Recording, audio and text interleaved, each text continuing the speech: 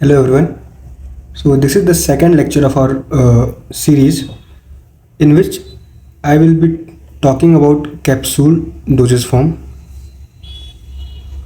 Capsule में मैं वो पढ़ाऊँगा जो इम्पॉर्टेंट है जीपेट और नाइपर के लिए। तो कैप्सूल जो होते हैं वो सॉलिड डोजेस फॉर्म होते हैं, सॉलिड और यूनिट डोजेस फॉर्म होते हैं। जैसे पहले से टैबलेट है तो हम लोग कैप्सूल क्यों यूज़ करते हैं? कैप्सूल हम लोग इसलिए यूज़ करते हैं क्योंकि कई ऐसे ड्रग्स होते हैं जो कि जिनका टेस्ट अच्छा नहीं होता और उनकी ऑर्डर अच्छी नहीं होती है, अनप्लीजेंट होते हैं। तो उनके टेस्ट को और कलर ऑर्डर को मास्क करने के लिए हम लोग कैप्सूल डोजेस फॉर्म यूज़ करते हैं। कैप्सूल में क्या होता है कि एक सेल होती है, उसके अंदर जो है ड्रग और एक्सिपिएंट जो होते हैं उसके अंदर होते हैं। जो सेल होता है वो सॉल्युबल होता है, जब वो हमारी बॉडी के अंदर जाता है तो वो सॉल्युबलाइज होता है और जो ड्रग होती है वो रिलीज़ हो जाती है। जो कैप्सूल है, वेरी इंपॉर्टेंट पॉइंट, ये सूटेबल नहीं है। किसके लिए नहीं सूटेबल है? अगर कोई भी मटेरियल जो है बहुत ज़्यादा एक्सट्रीमली सॉल्युबल है, बहुत ज़्यादा सॉल्युबल है, जैसे कि KCl हो गया, KBr, NH4Cl, आयोडीन, तो उसे हम लोग इनकैप्सुलेट नहीं कर सकते हैं कैप्सूल के अंदर, क्योंकि वो सडनली रिलीज हो जाएंगे हमारी बॉडी स्टमक में, इससे जिससे कि इरिटेशन होगा। हाईली इफ्लोरेसेंट जो मटेरियल होते हैं और डेलिक्वेसेंट मटेरियल होते हैं उनको भी हम लोग फिल नहीं कर सकते, क्योंकि जो इफ्लोरेसेंट मटेरियल होते हैं उनसे जो सेल होता है कैप्सूल का, जो कि यूजुअली जिलेटिन का बना होता है, अभी मैं आपको बताऊंगा इसके बारे में, वो सेल जो होता है वो सॉफ्ट रहता है, बहुत ही ज़्यादा सॉफ्ट रहता है। और अगर हम लोग डेलिक्वेसेंट मटेरियल फिल करते हैं इस कैप्सूल के अंदर तो जो सेल होगा वो बहुत ही ज़्यादा ब्रिटल हो जाएगा। अब इसमें कन्फ्यूजन हो सकती है कि फ्लोरेसेंट में सॉफ्ट हो रहा है कि ब्रिटल हो रहा है, तो इसको मैंने ऐसे याद किया है, ES एम्प्टी स्टमक, मतलब एफ्लोरेसेंट मटेरियल जो होते हैं वो सेल को सॉफ्ट कर देते हैं। अब थोड़ा हम लोग कैप्सूल सेल के बारे में बात कर लेते हैं। जो कैप्सूल सेल होता है वो जिलेटिन का बना हो सकता है, मोस्ट ऑफ द टाइम ये जिलेटिन का बना होता है, और कैराजिनन ये भी एक सब्सटेंस है जिससे कि बना होता है, और PVA, और एक होता है HPMC का भी बना होता है, जिसको हम लोग वेजिटेरियन सेल भी बोलते हैं, वेजिटेरियन सेल। सॉरी, मेरी हैंड राइटिंग उतनी अच्छी नहीं है। हार्ड जिलेटिन कैप्सूल, जो कैप्सूल होते हैं दो टाइप्स के होते हैं मेनली, हार्ड जिलेटिन कैप्सूल और soft gelatin capsule. Hard gelatin capsule में हार्ड सब्सटेंस यानी कि सॉलिड्स को हम लोग फिल करते हैं। सॉफ्ट जिलेटिन कैप्सूल्स में हम लोग क्या फिल करते हैं? लिक्विड या सेमी सॉलिड। ठीक है।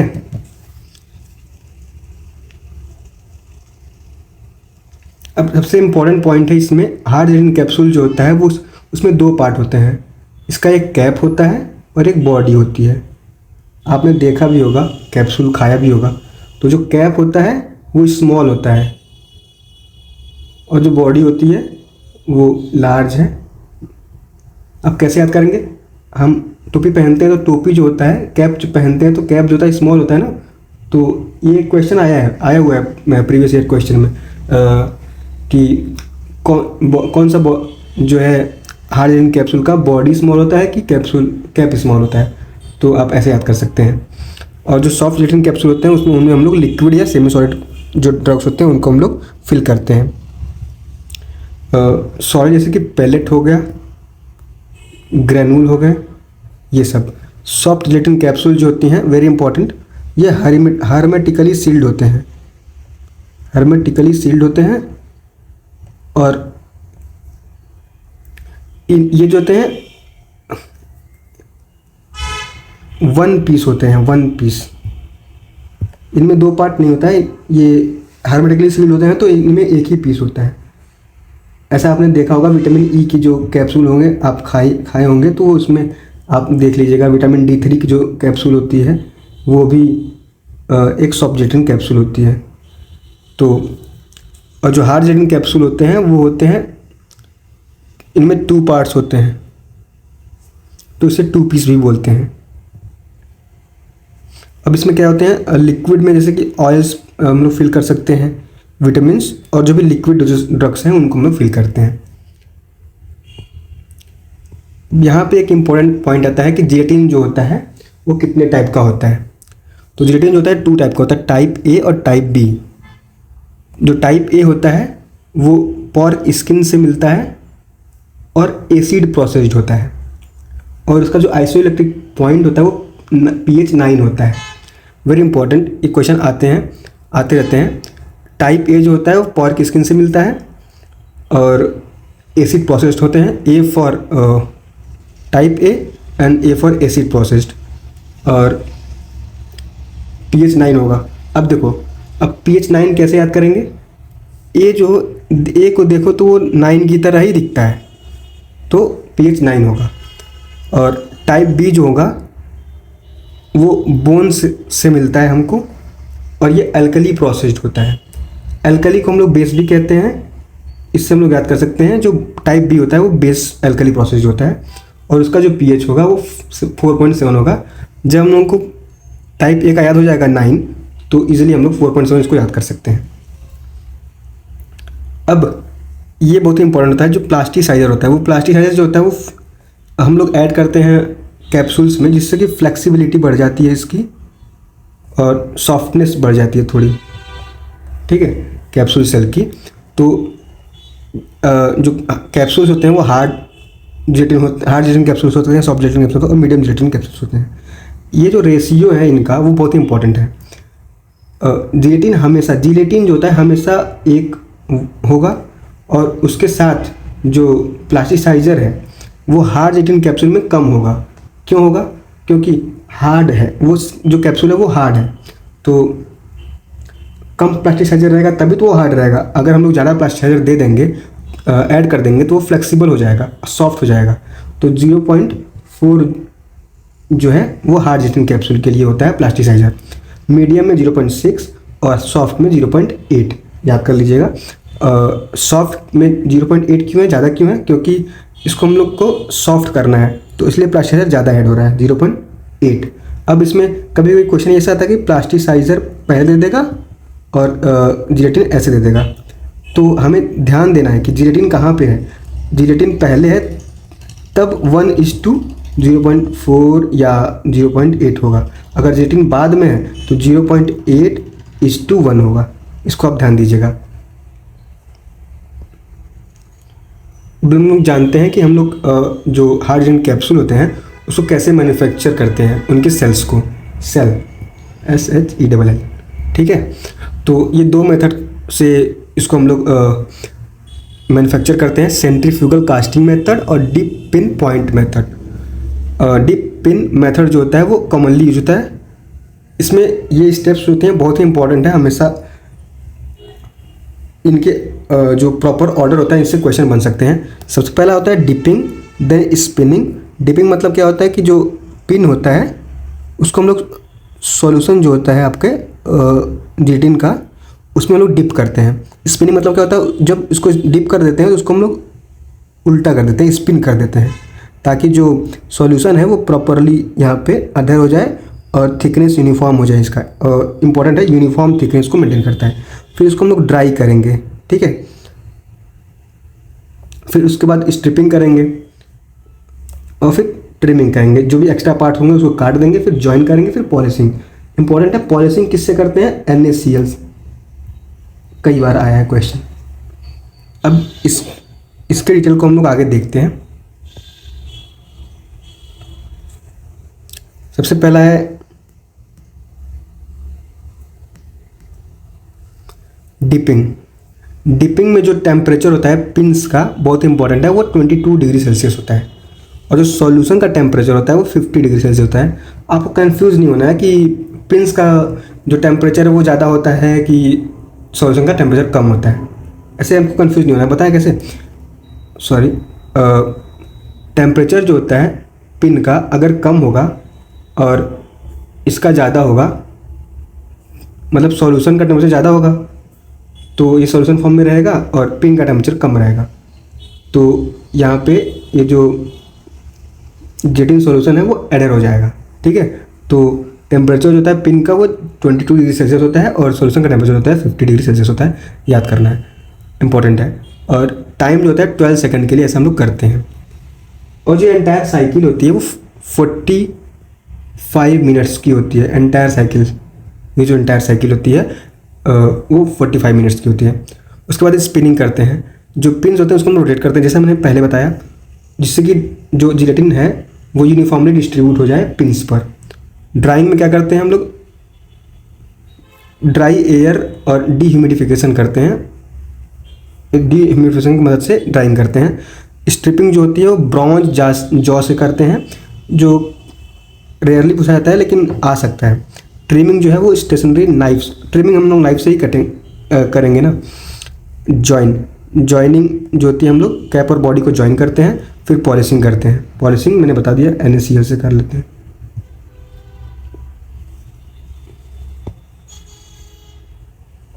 No filling capsule of the gelatin cells, ये बहुत ही इंपॉर्टेंट है, इससे बहुत बारी क्वेश्चन आया हुआ है। 2023 जीपेट के 23 में यहाँ से क्वेश्चन आया था और आते रहते हैं। अभी RRB में रिसेंटली यहाँ से 2 क्वेश्चन बने थे कैप्सूल साइज़ पर। तो जो कैप्सूल साइज़ होता है वो स्टार्ट होता है 000 से, जो कि लार्जेस्ट साइज होता है, और 5 जो कि स्मॉलेस्ट होता है। आप अगर कंफ्यूज होते हैं तो इसे ऐसे याद करिए कि 5 जो है वो S की तरह दिखता है, तो स्मॉलेस्ट जो होता है वो 5 होता है और लार्जेस्ट जो होता है वो 000 होता है। अब कैसे याद करेंगे, क्योंकि ये भी आते हैं कि 950 mg अप्रॉक्स वेट हम लोग किसमें फिल कर सकते हैं, तो 000 कैप्सूल साइज़ में हम लोग ऐसा कर सकते हैं। तो इसको याद करने के लिए सबसे पहले आप 950 याद कर लीजिए।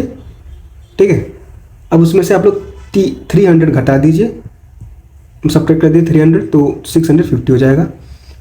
उसके बाद हम लोग को सब्ट्रैक्ट करना है 200 तो 450 हो जाएगा। उसके बाद हम लोग को सब्ट्रैक्ट करना है 150 तो 300 हो जाएगा। उसके बाद हम लोग को सिर्फ 50 ही सब्ट्रैक्ट करना है। ठीक है, 50 यहाँ से सब्ट्रैक्ट कर दिया, 50 यहाँ सब्ट्रैक्ट कर दिया, 50 यहाँ सब्ट्रैक्ट, ईजिली याद हो जाएगा। अब जो कैप्सूल साइज़ है वो 000 से स्टार्ट होता है, तो फिर 00, फिर सिंगल 0, 1 2 3 4 और 5, जैसा मैंने बताया स्मॉलेस्ट लार्जेस्ट इम्पॉर्टेंट है। अब ये जो अप्रॉक्स कितने ml वॉल्यूम हम लोग फिल कर सकते हैं उसमें, वो कैसे याद करेंगे, तो 000 में आपको याद करना है 1.35 और 00 में 0.95, 0 में 0.75। ठीक है, अब इसको आप ऐसे याद कर सकते हैं, यूजुअली आप जो बेसिक प्लान होता है वो 155 रुपीज़ का होता है रिचार्ज करने का, तो मैंने इसे ऐसे याद कर लिया था कि कैप्सूल साइज़ 1 में 0.55 वॉल्यूम हम लोग ऐड कर सकते हैं। और कैप्सूल साइज़ 2 जो है उसमें क्या है 0.4 ml कर सकते हैं। कैसे होगा, 2 का जो स्क्वायर होता है वो 4 होता है, तो 0.4 याद कर लीजिएगा।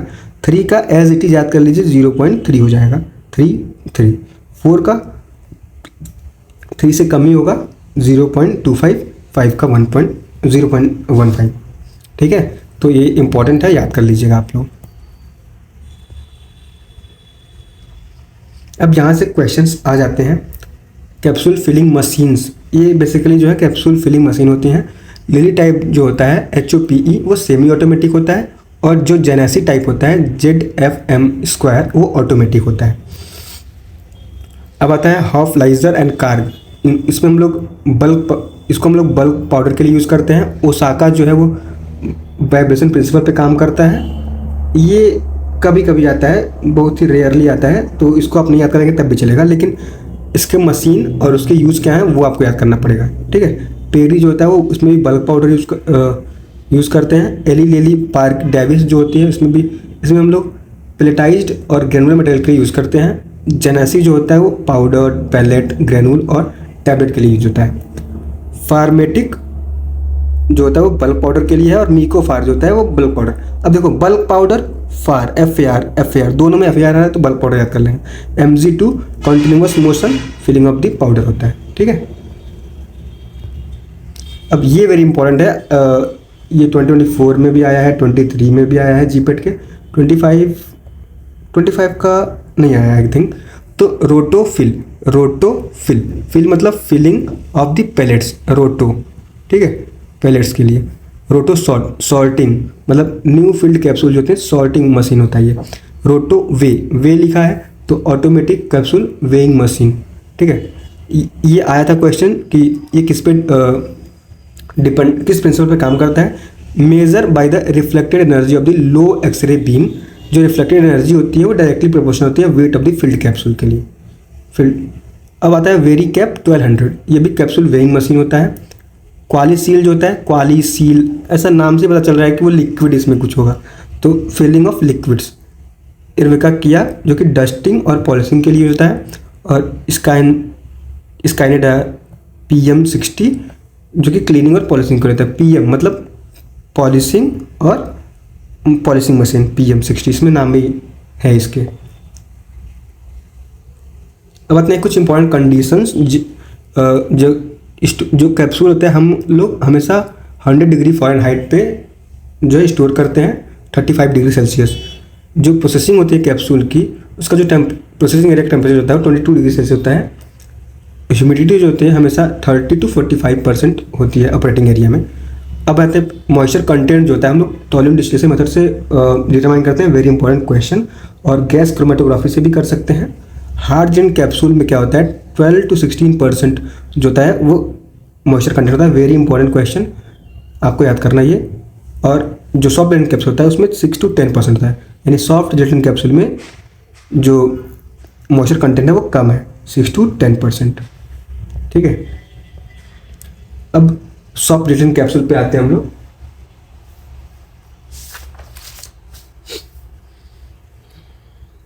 सॉफ्ट जेलेटिन कैप्सूल जैसे मैंने पहले ही बता दिया कि हर्मेटिकली सील्ड होता है और 1 पीस होता है। इसमें जो जिलेटिन होता है उसमें एक कॉन्सेप्ट होता है ब्लूम स्ट्रेंथ का, वो ब्लूम स्ट्रेंथ जो होता है 150 to 250 होना चाहिए, वेरी इंपॉर्टेंट क्वेश्चन कई बार आया है। जो विस्कोसिटी होती है वो 25 to 45 मिलीपॉइज होनी चाहिए, और iron content not more than 15%। आप क्वेश्चन प्रैक्टिस करेंगे, दो तीन बार रिवाइज करेंगे तो याद हो जाएगा। अब प्लास्टिसाइजर्स जो होते हैं वो सॉफ्टनेस के लिए होते हैं, आपको बताया था फ्लेक्सिबिलिटी इंक्रीज करने के लिए होते हैं। तो बेसिकली जो ऑल होते हैं वो सब प्लास्टिसाइजर होते हैं, जैसे सॉर्बिटॉल हो गया, ग्लिसरीन, पॉलीथाइन ग्लाइकॉल, PEG। अब प्रिजर्वेटिव में 0.2% जो होता है methyl paraben to propyl paraben use होता है 4:1 के रेशियो में। ओपेसिफायर वेरी इंपॉर्टेंट, जहाँ भी ओपेसिफायर दिख जाए, अगर ऑप्शन में टाइटेनियम डाइऑक्साइड है तो आप इसको मार्क करके आएंगे। यहाँ पे एक वेरी इंपॉर्टेंट है फ्यूमरिक एसिड और फॉर्मेलिन और फॉर्मल्डिहाइड, इसमें कन्फ्यूजन होता रहता है बच्चों को। तो 1% जो फ्यूमरिक एसिड होता है वो एसिड सॉल्युबिलिटी को इंक्रीज करता है, इंक्रीज एसिड सॉल्युबिलिटी, और it reduces the aldehyde tanning of the gelatin, ठीक है। वाइल जो फॉर्मल्डिहाइड होता है, फॉर्मलिन होता है, वो जो जिलेटिन सेल होता है उसके डिसोल्यूशन को वो रिटार्ड कर देता है, मतलब कम कर देता है, थोड़ा कम कर देता है। 5% शुगर यूज होता है च्यूबल सेल बनाने के लिए। एसेंशियल ऑयल यूज होते हैं, not important. 0.15% sulphur dioxide SO2, it is done to prevent decomposition of the gelatin. अब कोटिंग मटेरियल, कौन से कोटिंग मटेरियल यूज होते हैं कैप्सूल्स में, तो सेलॉल हो गया, सेलुलोज एस्टर थैलेट, CAP और सिलेक, ये तीनों क्या होते हैं, एंटेरिक कोटेड मटेरियल होते हैं। एग्जाम्पल आता रहता है, which are the following is an enteric coated material, तो सिलेक हो गया, CAP हो गया, जहाँ भी थैलेट दिख जाए वो सभी क्या है, एंटेरिक कोटेड है, और एक सेलॉल एग्जाम्पल हो गया। अब हम लोग ब्लूम स्ट्रेंथ को और अच्छे से जानते हैं क्योंकि यहाँ से क्वेश्चन आते रहते हैं। और तो जो ब्लूम स्ट्रेंथ होता है उसको हम लोग जेल स्ट्रेंथ भी कहते हैं। वो it measures, very important, it measures cohesive strength of the capsules. जो कैप्सूल होता है, कैप्सूल सेल का जो होता है उसके जो होता है कोहेसिव स्ट्रेंथ को मेजर करता है बिटवीन जिलेटिन मॉलिक्यूल, ठीक है। ये जो है डायरेक्टली प्रोपोर्शनल होता है मॉलिक्यूलर वेट के, MW मॉलिक्यूलर वेट के डायरेक्टली प्रोपोर्शनल होता है। ये क्वेश्चन आया था 2024 में। जितना ज़्यादा ब्लूम स्ट्रेंथ होगा उतना ज़्यादा स्टेबल होगा जिलेटिन सेल, ठीक है। 6.66% वेट बाय वॉल्यूम आपको याद करना है। जेटिन जो होता है उसको हम लोग 10 डिग्री सेल्सियस पे 17 आवर्स याद करना है, हम लोग रखते हैं। तो प्लास्टिक प्लंजर जो होता है जिसका डायमीटर होता है 0.5 इंच जिसका वो होता है डायमीटर। अब आता है bloom strength. Bloom strength it is defined as weight in gram required to move plastic plunger in gelatin mass up to 4 mm। क्या होता है, जेलेटिन मास होता है उसमें हम प्लास्टिक प्लंजर को मूव करवाते हैं, अगर 4 mm तक वो मूव कर लेता है तो ब्लूम स्ट्रेंथ इसको हम लोग इससे डिटरमाइन करते हैं। अब आता है विस्कोसिटी। विस्कोसिटी जो होता है it is determined by using 6.66% weight by weight. यहाँ पे देखिए वेट बाय वेट आया है विस्कोसिटी मेजर करने में, और यहाँ पे वेट बाय वॉल्यूम आया है, याद कर लीजिएगा ये डिफरेंस है विस्कोसिटी उसमें। तो विस्कोसिटी होती है of gelatin in water at 60 degree Celsius temperature जो होता है ये होता है। कैपिलरी पिपेट का हम लोग यूज़ करते हैं विस्कोसिटी को मेजर करने के लिए। जो विस्कोसिटी का जो रेंज होता है वो 25 to 45 मिली पॉइंट होता है, वेरी इंपॉर्टेंट। मैं कुछ इंपॉर्टेंट पॉइंट्स आपको बताऊंगा सॉफ्ट कैप्सूल के बारे में। तो जो हार्ड जेलेटिन कैप्सूल होता है, हार्ड जेलेटिन कैप्सूल उसका जो डिसइंटीग्रेशन टाइम होता है वो 30 मिनट होता है, और जो सॉफ्ट जेलेटिन कैप्सूल होता है उसका डिसइंटीग्रेशन टाइम जो होता है 60 मिनट होता है। Soft S for soft, S for 60, okay. And hard gelatin का कैप्सूल जो हार्ड जेलेटिन कैप्सूल का वो 30 मिनट होता है। अब जब हम लोग मैन्युफैक्चर करते हैं सॉफ्ट जेलेटिन कैप्सूल, उसमें इम्पोर्टेंट पॉइंट आता है कितने मेथड्स हैं। तो कुछ मेथड्स होते हैं जैसे कि एक होता है बैच प्रोसेस होता है, बहुत इंपॉर्टेंट है, और एक जो मेथड होते हैं वो होते हैं कॉन्टिन्यूअस प्रोसेस। तो बैच प्रोसेस में आप याद करिएगा प्लेट जो प्रोसेस होता है वो बैच प्रोसेस के अंदर आता है, ठीक है। और जो कॉन्टिन्यूअस होता है उसके अंदर आता है rotary die process, reciprocating die process and ecogel machine.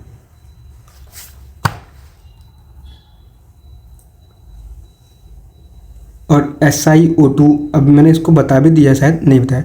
और सिलिकॉन ऑक्साइड जो होता है, सिलिकॉन डाइऑक्साइड, वो एंटी केकिंग एजेंट के लिए यूज होता है सॉफ्ट जेलेटिन कैप्सूल में। दैट्स ऑल अबाउट कैप्सूल, जो कि इम्पोर्टेंट पॉइंट हो सकते थे मैंने आपको बताया। If you found this lecture helpful you can comment positively, और आप शेयर कर सकते हैं अपने दोस्तों को।